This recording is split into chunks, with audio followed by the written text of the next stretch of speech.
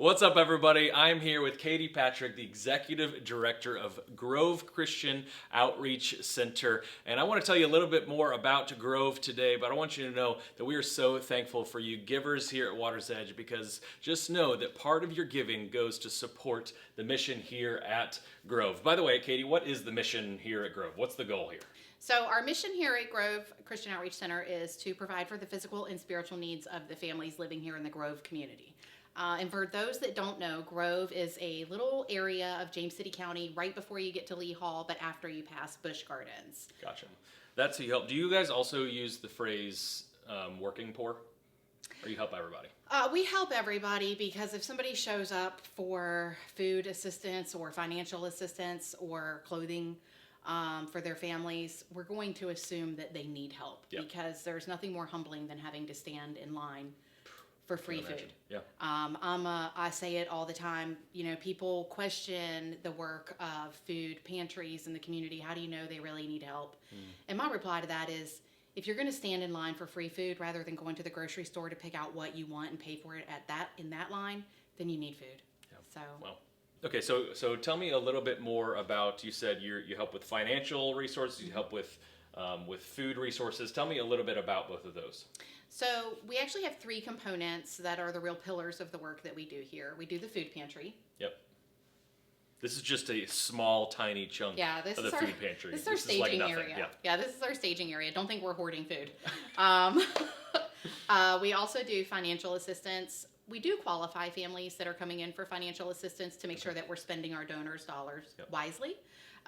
So if they need assistance with their power bill or their gas bill, or perhaps gotten behind on their rent, we'll do everything we can to catch them up to make sure that people stay housed and safe. And then we also have a clothing closet where we receive donations of clothes. We have a coat program in the wintertime so that families stay warm and comfortable. And we want to make sure that if families are preparing maybe for a job interview or they have children in school, that they're not suffering from the indignity of not having clean or clothes that fit to wear for whatever that is in their lives. That's so it's huge. Really cool. That's I think so great. Yeah. Yeah. Awesome.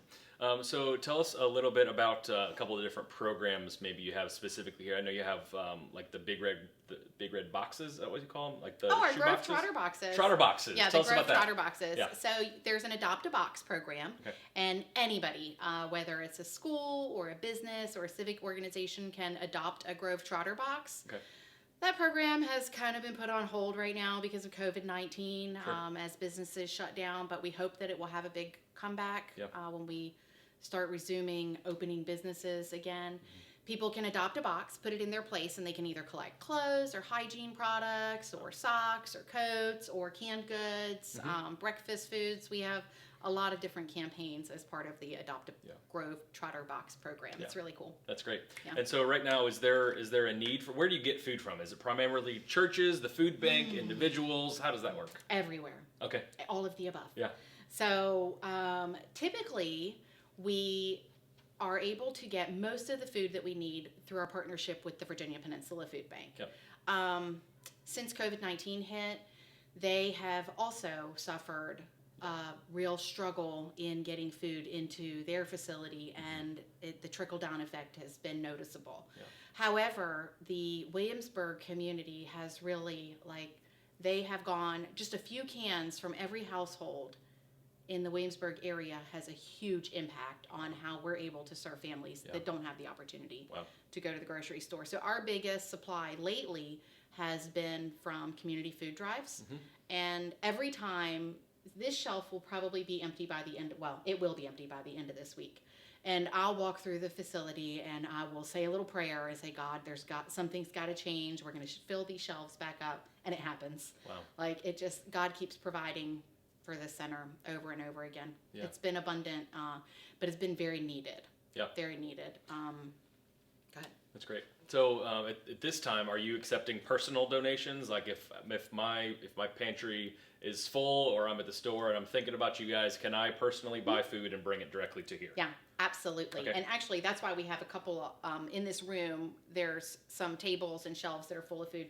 These have come in and they'll sit here for a couple of days before we move them into our packing area. All right, so we've talked a little bit about food donations here, both with churches in general as well as the food bank. If I, as an individual, am at the store, I'm thinking about Grove, how can I personally bring food to you guys? What's the best way to do that?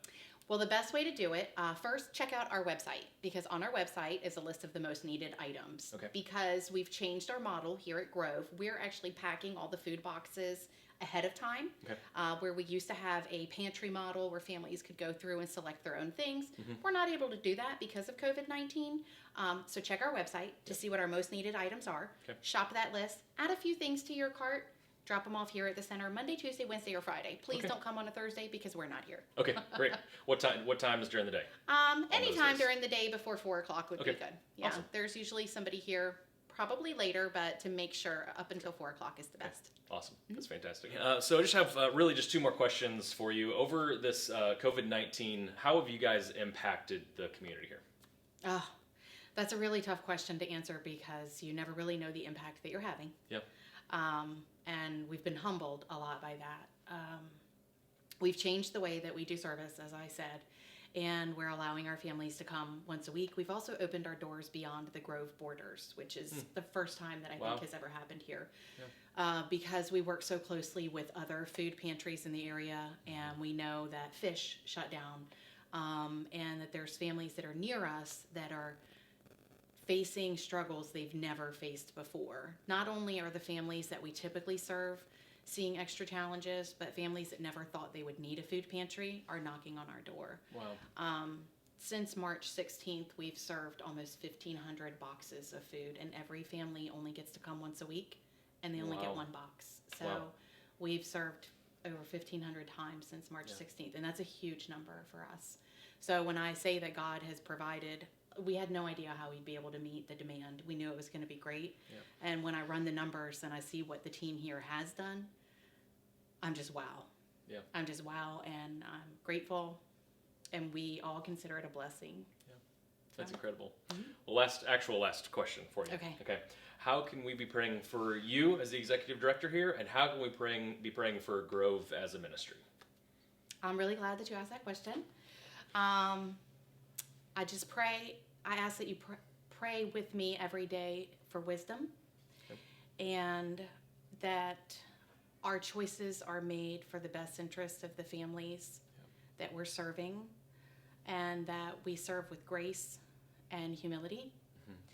And I ask a special prayer for the team here. It's been really hard.